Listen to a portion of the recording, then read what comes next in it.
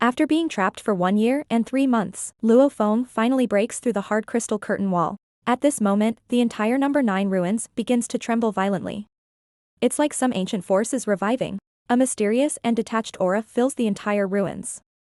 In front of Luo Feng, a lot of light begins to gather. Under his astonished gaze, these rays of light unexpectedly converges into human shapes. This is a tall bald head, with a transparent body like shining stars flowing. Take it easy. A metallic sound comes out, and the crystal bald man is the first to speak. The tone does not contain any emotion, revealing the wisdom of advanced civilization. Just looking at the guy, Luo Feng knows the crystal bald man in front of him is a high-level civilization from the universe. The technology this man contains far exceeds the level of the current stage of the Earth. This crystal bald man is the master of the number 9 ruins. He is not actually a living creature, but an AI with extremely high intelligence. The reason why he appears on Earth is according to his master's arrangement. Come to Earth to find the descendants of the meteorite. It has been a long, long time, and he has lost contact with his master for 50,000 years. In fact, vaguely, he feels that something have happened to his master. Speaking of this, the crystal bald man should have no emotional voice, but revealed a touch of sadness. After so many years, Luo Feng is the first challenger to pass the elite channel. He is also the only person who has become the descendant of the meteorite. After a brief self-introduction, the crystal man brings Luo Feng the reward of the assessment. Due to the challenging track where Luo Feng is located, it is a hidden passage. The difficulty and danger are greater, and the rewards obtained are more abundant. Luo Feng wins a total of 4 awards. The first is the regular reward, that is, the Black God suit. All those who pass the number 9 ruins assessment will get this reward. The second is an auxiliary light brain, which is an arm guard with AI, and its intelligence is higher than that of the Earth's AI. The third is a cheat called Escape to the Sky. This is a tailor-made reward for Luo Feng. Actually, it started when Luo Feng entered the ruins. The crystal bald man feels that Luo Feng has a powerful weapon on his body.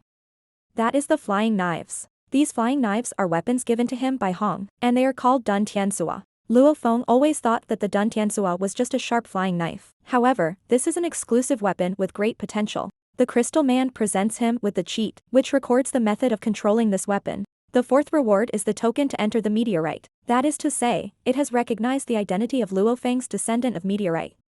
Luo Feng's expression is sluggish the whole time, trying to absorb the information. The words of the crystal bald man are too shocking. The crystal bald man seems to have expected this kind of reaction from Luo Feng.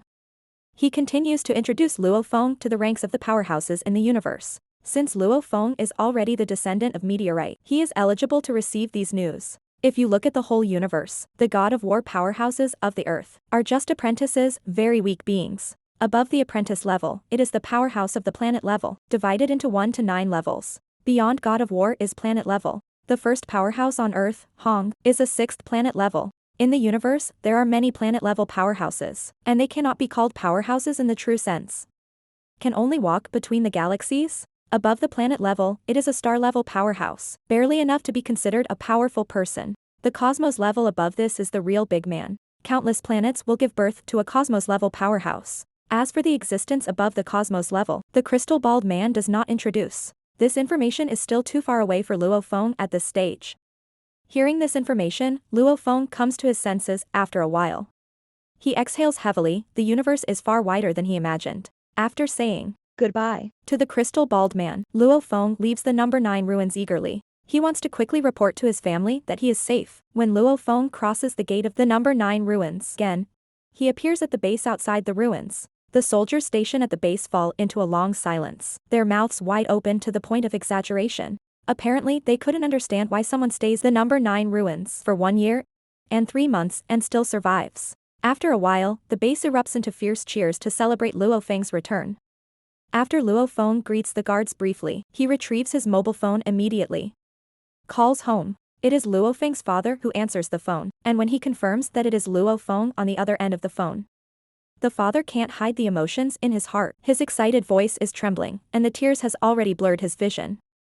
After reporting the safety to the family, Luo Feng calls Su Xian again. At this time, Su Xian is healing her wounds in a remote city.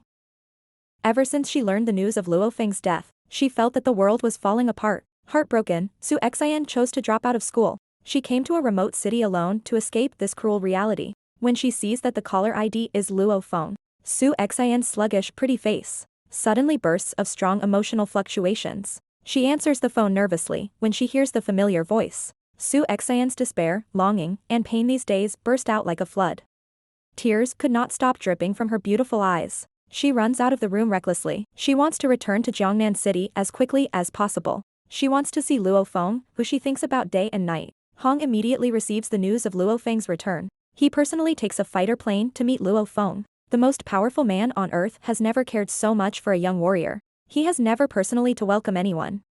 Hong really values this young man Luo Feng. On the plane, Luo Feng briefly tells Hong about his experience at the number 9 ruins. As for the existence of the meteorite, Luo Feng does not disclose this information. After all, he has promised the crystal bald man to keep a secret. Luo Feng's happy mood continues until he returns home. When he sees his parents and younger brother again, he is stunned. The mother's face is haggard, and she looks 10 years older. Father is seriously injured in bed, unable to get out of bed. After asking, Luo Feng knows. After he was confirmed dead, Li Yao took frantic revenge on his family. He kept hiring people to verbally attack Luo Feng's mother, using very ugly words. They even arranged for a truck to deliberately hit Luo Feng's father.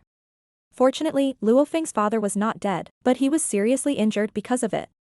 Need to be in bed for long periods of time. Hearing this information, Luo Feng trembles with anger. The strong breath makes the whole building tremble. There is intense anger in his eyes, and he roars through gritted teeth. Asshole. Luo Feng walks out of the house with murderous intent and gallops in the direction of Li Yao. He had the opportunity to get rid of Li Yao before, but he didn't do it. He didn't expect to leave such a big disaster for the family. This time, he won't make the same mistake again. He wants to kill Li Yao completely. On Li Yao's side, he also receives news of Luo Feng's return. Vinina is nervous. She knows that after Luo Feng returns, Luo Feng will definitely come to take revenge on she and her husband. In order to avoid Luo Feng's pursuit, Li Yao chooses to stay in a base city. There are heavy guards here, and there are express regulations. No fighting can take place in the base. He looks forward to deterring Luo Feng with the strength of the base city. However, he still underestimates Luo Feng's anger and underestimates Luo Feng's strength. When Luo Feng comes out from the number 9 ruins, his strength has far surpassed Li Yao. Luo Feng directly attacks the base city. He does not take any action against these guards. His goal from beginning to end is only Li Yao and his wife. Seeing Luo Feng's killing intent, Li Yao is shocked and angry. He growls. Luo Feng, you dare. In the base city, killing a god of war powerhouse is a felony. Luo Feng ignores it, his icy eyes locks on Li Yao. The murderous intent that pervades his body makes Li Yao's feet tremble. Li Yao is shocked. He doesn't expect that the current Luo Feng would be so powerful. This sense of oppression, he has only experienced from beyond God of War. Li Yao doesn't have time to think about it. He runs away frantically. Now his only hope is to use the innocent citizens of the base city to block Luo Feng's attack. Li Yao knows that Luo Feng's target is him, and Luo Feng is never do anything to innocent people. With these hostages, he can be invincible.